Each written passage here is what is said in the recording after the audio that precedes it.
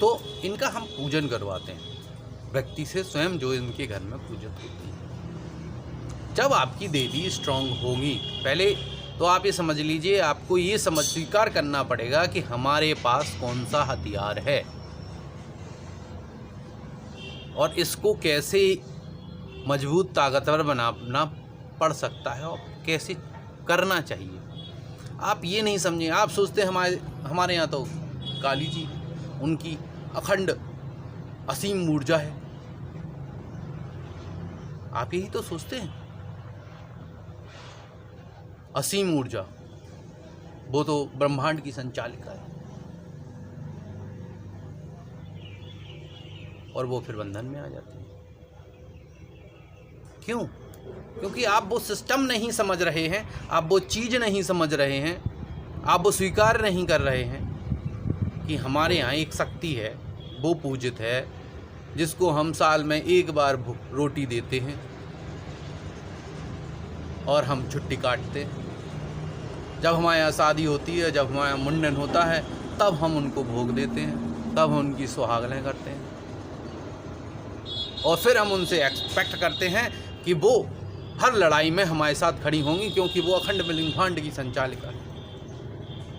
ना जी भैया, आप गलत हैं, आपकी सोच गलत है, आपने देवताओं का सिस्टम ही गलत समझ रखा है। आपके घर में एक शक्ति है जिसका नाम है कालका, जिसका नाम है मसानी, जिसको आप साल भर में भोग देते हैं। गलत। भोग की संख्या और मात्रा बढ़ाइए। जब आपको सुरक्षा चाहिए, जब तो वो बंधन में आ जाती हैं, क्योंकि आप दे रहे 2 रोटी, वो दूसरे ने दे दी 4, तो हो सकता 4 में ना जाए तो 20 रख देता है, तो बंधन में होगी। समझिए आप उनको। तो हम क्या कर रहे हैं? हम उनको रोटी दिलवा रहे हैं, खाना, भोजन, बलि, तो वो स्ट्रांग हो रही हैं। और पूजन किसका करवा रहे हैं? भगवती काली का, भगवती बगला का। इतनी जल्दी वो तो आती नहीं है ना, ये कोई सिस्टम 40 दिन और 20 दिन और 21 दिन का है। ये जन्म जिंदगी का सिस्टम है। चलते जाओ, चलते जाओ, बढ़ते जाओ, बढ़ते जाओ, अपनी पावर बढ़ाते जाओ, अपनी शक्तियों को पोषित करते जाओ। तो वो है रीज़न। उसके कारण ये हमसे नहीं बोलती। क्यों बोलेंगी वो?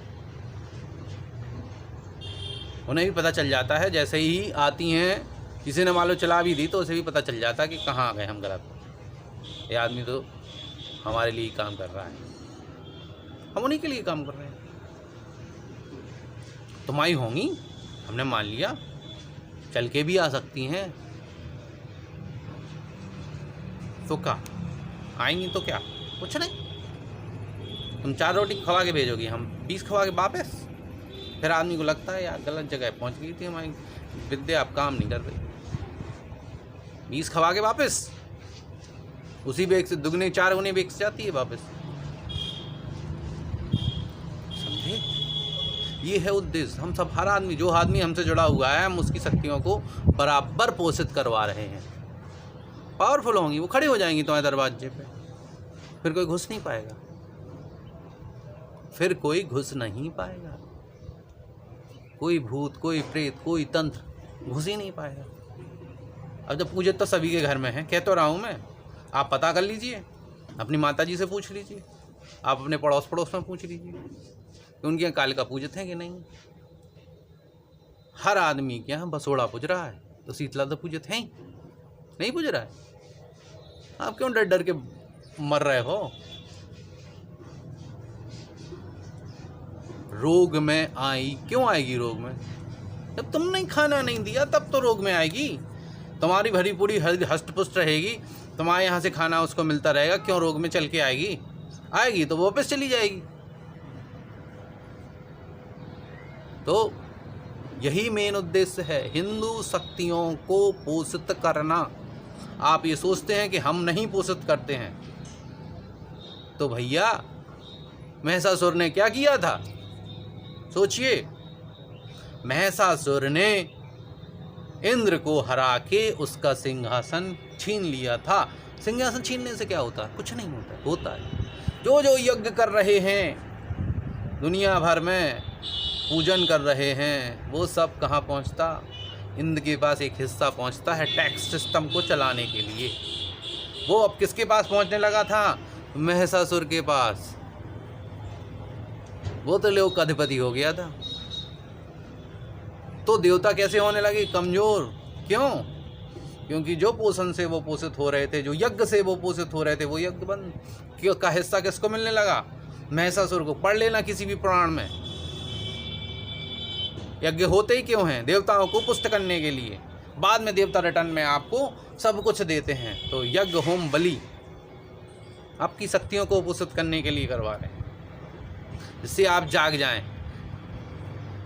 हम वो सिस्टम ही नहीं चलाते, आप ना करें। हम वही सिस्टम चलाते, आप करें। हम कुछ नहीं हटाते, कुछ करते ही नहीं। हम नहीं, आप कहेंगे हम तो बात भी नहीं करते। इसीलिए नहीं करते क्योंकि ऊर्जा ट्रांसफ़र होगी। फ़ोन पे नहीं उठाते फ़ोन। तो उन शक्तियों को पोषित जरूरी नहीं है, हमें जानना ही नहीं है। हमें क्या जानना उनके बारे में? अपनी माला घुमा दक्षिण काली की, बगला माई की, धुआं माई की, जिसकी हमें करना होगी, महाविद्या की।